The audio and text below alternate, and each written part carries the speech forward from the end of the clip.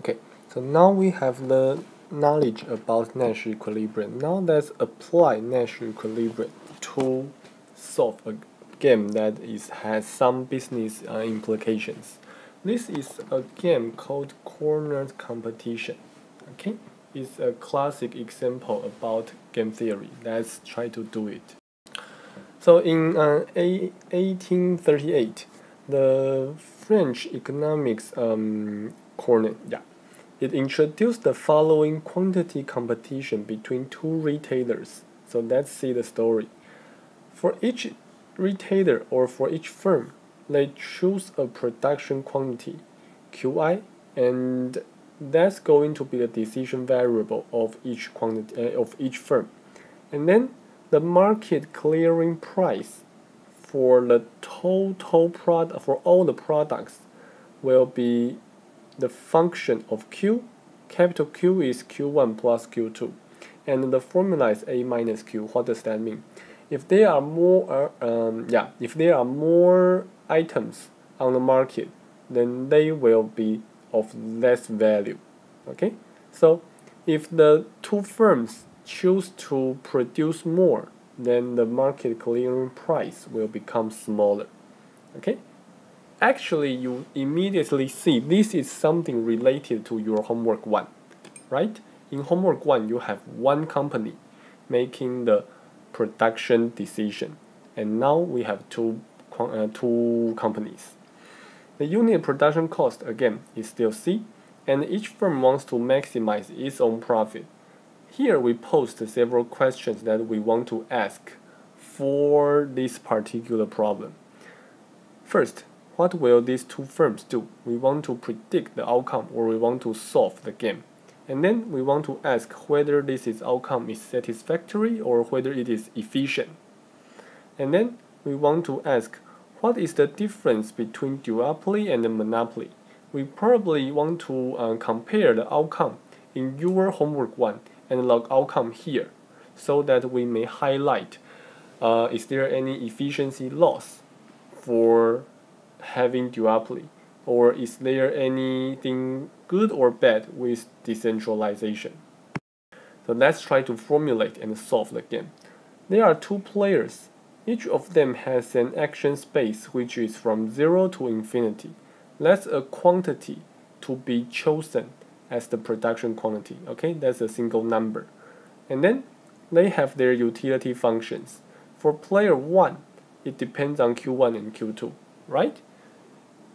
It first depends on the production quantity, and then it depends on the margin. So A minus Q1 plus Q2 is the price of the product, and then minus C gives you the margin.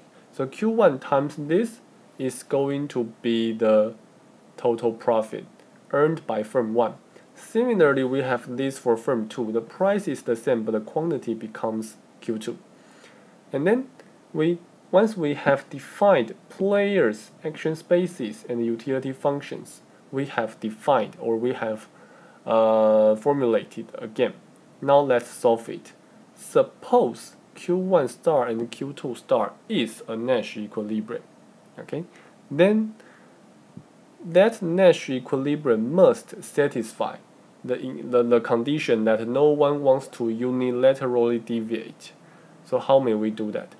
Q1 star must be optimal for player 1 if player 2 chooses Q2 star. So let's say Q2 star has been fixed. Okay, the player 2 does not deviate, so player 2 is fixed to Q2 star. And then player 1 solves the game for choosing Q1, and the Q1 star must be optimal for it. Similarly, if player 1 sticks to Q1 star, then player 2 must choose Q2 star. Okay, so in general we have numbers. For example, we may say A is 100, C is 10, something like that. And then we ask, is 10, 20 a Nash equilibrium? Then we plug in numbers here, okay? This is 100. This is, let's write it down. This is 100. this is 20, this is 10. Okay, I am trying to ask whether 10 and 20 is a Nash equilibrium. And then the player 1's problem will become to maximize Q1 times, okay, here you can see it becomes 100 minus 20 minus 10 becomes 70 minus Q1. Okay, if player 2 chooses 20, player 1 should solve this problem to see how much should it orders. Okay, and then you may verify whether player 1 will choose 10 or not. It's clear it will not. Okay, this is a problem that we know how to solve, right? First order condition, second order condition, whether it is convex or concave, whether a first order condition point satisfies the constraint or not. We can see 10 is not the best response to 20. So player 1 will try to unilaterally deviate. So 10 and 20 is not a Nash equilibrium. Okay, but we don't want to investigate all the points. So let's see how to do this. For player 1, we see that the objective function is actually having only one variable. It's just Q1, right? Because Q2 star is assumed to be a constant. So we probably first should show that it is concave or strictly concave. We do a first order derivative, we do a second order derivative. This is negative, so it is indeed strictly concave. When we are dealing with player 1's problem, Q2 star is a constant, okay? So treat it as a constant. So the first order condition requires player 1 to order according to this formula, or to produce according to this formula. Whatever Q2 star is, to order A minus Q2 star minus C over 2.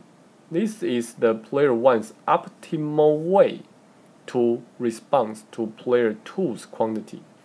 Okay, this equation must be satisfied for player 1. So let's review what we mentioned about our previous example. Suppose A is 100, Q2 is 20, C is 10. Then we can see that the number should be 35. And that means 10 is not optimal. And then 10, 20 is not a Nash equilibrium. There's one thing that we need to know. When we have this, we have a question whether this is positive or not. Okay, so if Q2 star is less than A minus C, then Q1 star is going to be optimal because it can satisfy the non-negativity constraint. But at this moment, we cannot verify it because we haven't got any condition for Q2. So let's move to firm 2's problem.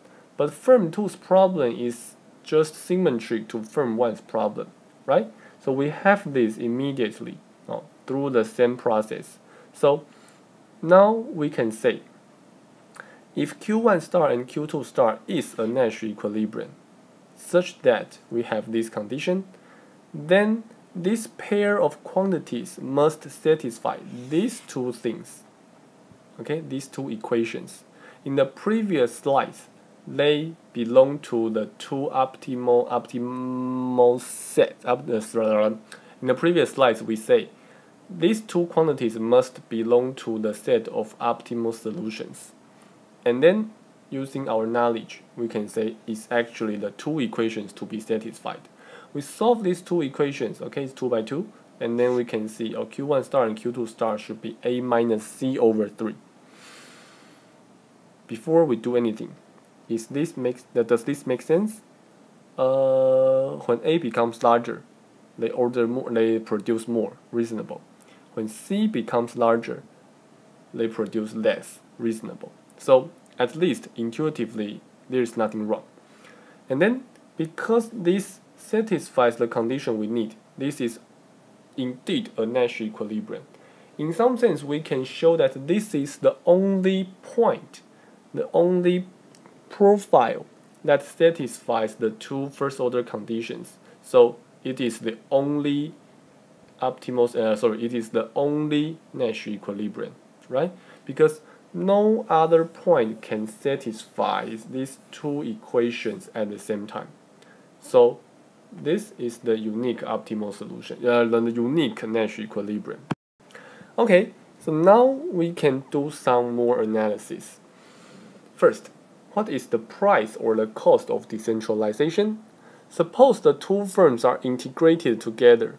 Then together they would choose a quantity, a total quantity to produce. So it seems that they merge to a single firm and then solve this question. This is just your problem in homework 1, right? So the result is A minus C over 2. And then our first observation is that when these two firms decentralize their decisions, when these two firms do not collaborate, the total quantity becomes larger. Okay? Or say it in another way. If the two firms cooperate, they should each produce A minus C over 4, so that together they get A minus C over 2. If they cooperate, they should produce A minus C over 2. But when they do not cooperate, when they cooperate, they should produce A minus C over 4. But when they do not, they produce more. They produce A minus C over 3. So why does a firm try to increase its production quantity under decentralization? It's because that when I increase my quantity, I got benefit and loss, right? The function is that, the function is Q1. Let's say I am firm 1. Q1 times A minus Q1 minus Q2 minus C. If I try to increase my quantity, then I get benefit because I can sell more. But the loss is that the price will become smaller.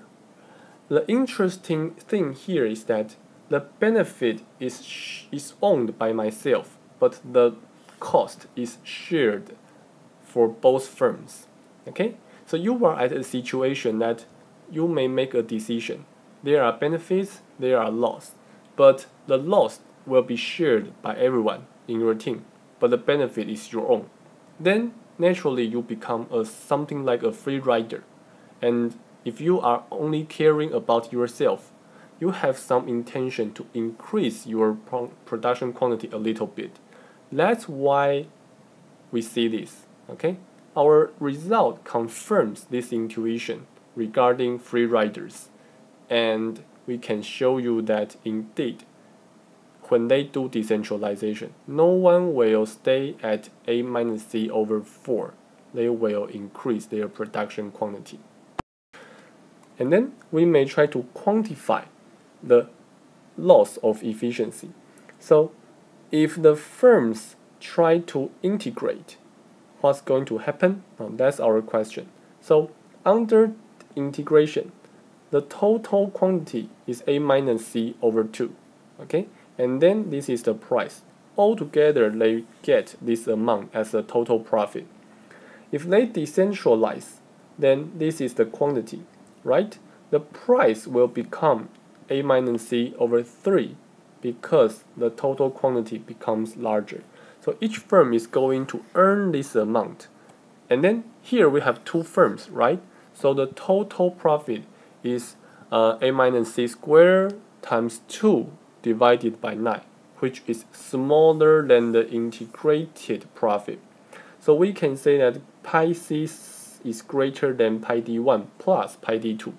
So we say the integrated system is really more efficient because together they earn more money, right? Together the two firms earn more money.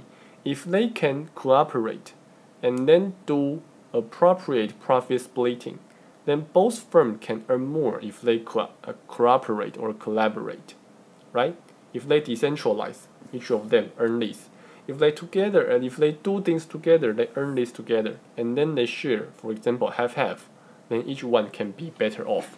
So we say in this case, integration is a win-win strategy. Okay?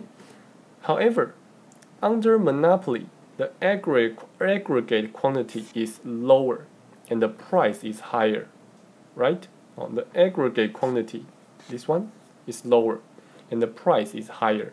So that means from consumers' perspective, consumers prefer the firms to decentralize. Okay, consumers prefers the firms to decentralize. Why? Naturally, consumers prefer competition. If the firms compete with each other, consumers will be happy because the total supply becomes larger and the price becomes smaller, which is intuitive, and we observe that in our daily life, right? That's why we have antitrust law to prevent some kind of monopolies. So the firms prefer monopoly, the firms prefer integration, but consumers does not. Finally, we can say that the firms are actually in a prisoner's dilemma. Why? Let's say we suggest them to produce A minus C over 4 to each of them, okay, because they cannot cooperate. If they do not cooperate, let's assume we make this a suggestion to them.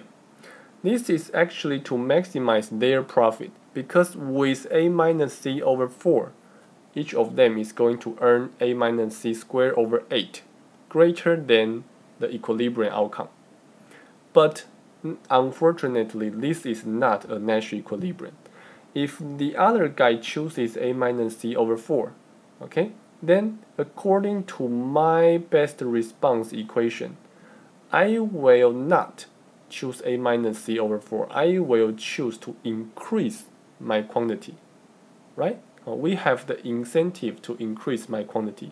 So in this case, both firms will have incentives to unilaterally deviate. So these two firms are really engaged in a prisoner's dilemma. Okay, you may try to convince yourself to say that, okay, we have an option is A minus C over 4, another option is A minus C over 3, and so on here. And then the best thing to do is for them to cooperate and choose A minus C over 4 together. However, each of them selfishly, individually make their own decision and find this is better. Okay, so that's a prisoner's dilemma. So this is how we analytically solve this two-player game. We find the Nash equilibrium. According to that, we can do some comparisons with the integrated case. We can do some analysis to show that this is actually a prisoner's dilemma. This is our introduction of static games. In the lecture, we will give you more examples so that you may understand static games more. In the next video, we will talk about dynamic games. Thank you.